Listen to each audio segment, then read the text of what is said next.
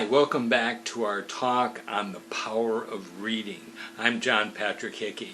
We have talked about fiction, nonfiction, biographies. I want to talk to you a little bit about books for your mind, books to help you think.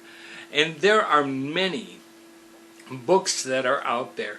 And, you know, I want to encourage you to take time, and I'm not talking about a regular reading habit, but every now and then I want you to pick up a book completely outside of your area of interest. If you're into only reading nonfiction books, I want you to go and read something that is fiction. If you only read fiction, find something that is nonfiction, but something that is outside of what you usually read, because that helps expand your thinking and expand your mind. There are books that are written to really help us to think. There were great thinkers throughout history that have done wonderful books.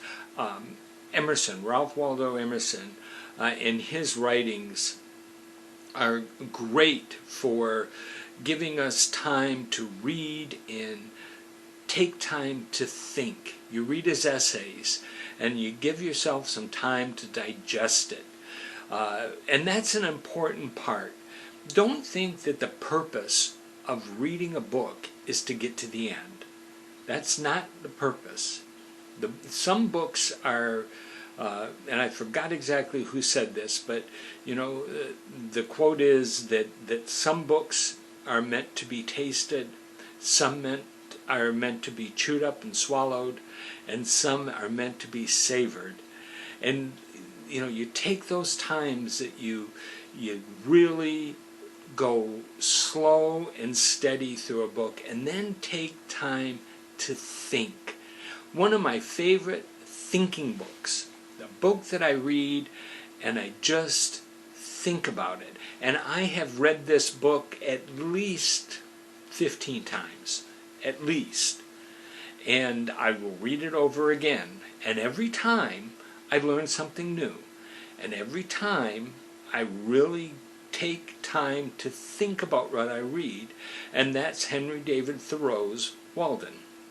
Now, Walden is a wonderful book as far as thinking about where we fit in the entire universe, how we relate to us. It's just a good thinking, get your mind going type of a book. So there are a lot of books for you to begin thinking about. I encourage you to find something that interests you. Get a good book, sit down, think about it, digest it.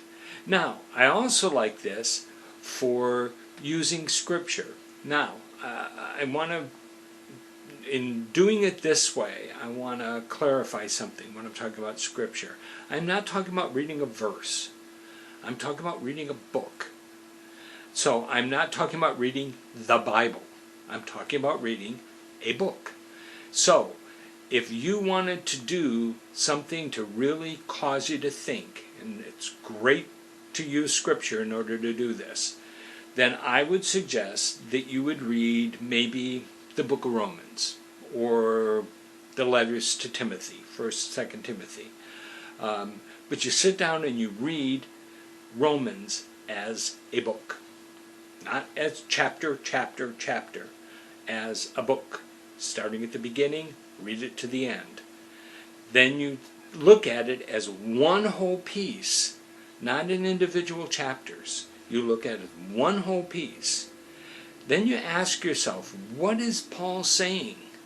What am I learning here? What are the instructions that I'm giving? Think about what's going on. You can do it with any of the books. I'm not just isolating these two books. You can do it with any of them. You can do it with Genesis. You can do it with anything. But take a book and read it as a book. And then complete that thought. That when you read through it, You look at it, you underline, you take notes, you look at it not in chapter and verse. You look at it as a complete book and see what you learn from that. Now, in the next video, I want to talk to you. We're getting into summer, and I want to talk to you about your summer reading list. But until then, for the Growth Center, this is John Patrick Hickey, and I do want to encourage you to live your purpose and change your world.